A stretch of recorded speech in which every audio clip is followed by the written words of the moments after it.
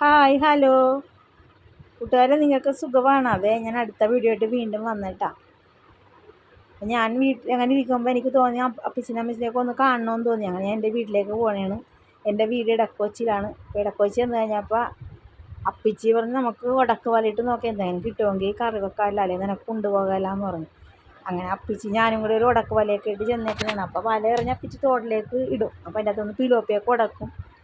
ഞങ്ങൾ അന്നിട്ടിട്ടൊരു സാധനം കിട്ടിയൊന്നുമില്ലായിരുന്നു. അതിനിപ്പോൾ പോയപ്പോൾ ഒരു 5-6 പിലോപ്പി കിട്ടിയിട്ട് ഞങ്ങൾ വറുക്കുകയും കറി വെക്കുകയൊക്കെ ചെയ്ത്. നല്ല വലിയ പിലോപ്പിയാണ്. പിന്നെ ഇഷ്ടംമാതിരി മീനുണ്ട് ഈ കണ്ടത്തിൽ. കരിമീനും ബ്രാലൊക്കെ ഇഷ്ടംമാതിരി. എന്തോരം ബ്രാലൊക്കെ മറിയണ കാണാമെന്ന് അവിടെ ഇരുന്നിട്ടുണ്ടെങ്കിൽ.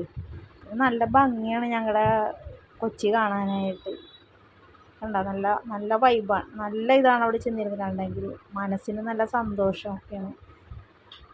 അധികം വീടൊന്നുമില്ല, കണ്ടങ്ങളൊക്കെയാണ് ഇഷ്ടംമാതിരി ഉള്ളത്. അതെ, അപ്പിച്ചി ആ വല എറിഞ്ഞിട്ട് ശരിയായിട്ട് അപ്പിച്ചി കോലൊക്കെ ഇട്ട് അതിനായിട്ടുള്ള നല്ല വെയിൽ, ഭയങ്കര വെയിൽ. ഞാൻ അപ്പച്ചിനെ വഴക്ക് പറഞ്ഞിട്ട് അപ്പച്ചിക്ക് പാടില്ല അതിൻ്റെ വെയിലത്ത് നിൽക്കണമെന്നാണ് പറഞ്ഞു.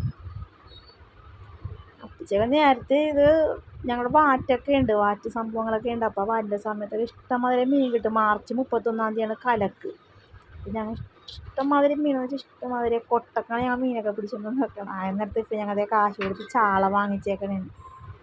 മീനുണ്ടെന്ന് പറഞ്ഞിട്ടും കാര്യമൊന്നുമില്ല, കാശ് കൊടുത്ത് വാങ്ങിക്കേണ്ടി വന്നു. വലയിട്ടൊരു സാധനം കിട്ടിയില്ല. അമ്മച്ചി ചാള തിളപ്പിക്കണം. അമ്മച്ചി എന്നെ കൊണ്ടൊന്നും ചെയ്യിപ്പിച്ചൊന്നും ഇല്ലായിരുന്നു ഞാൻ ചെന്നിട്ട്. അങ്ങനെ ഈ കപ്പലണ്ടി കൊണ്ടുവന്ന് തന്നു.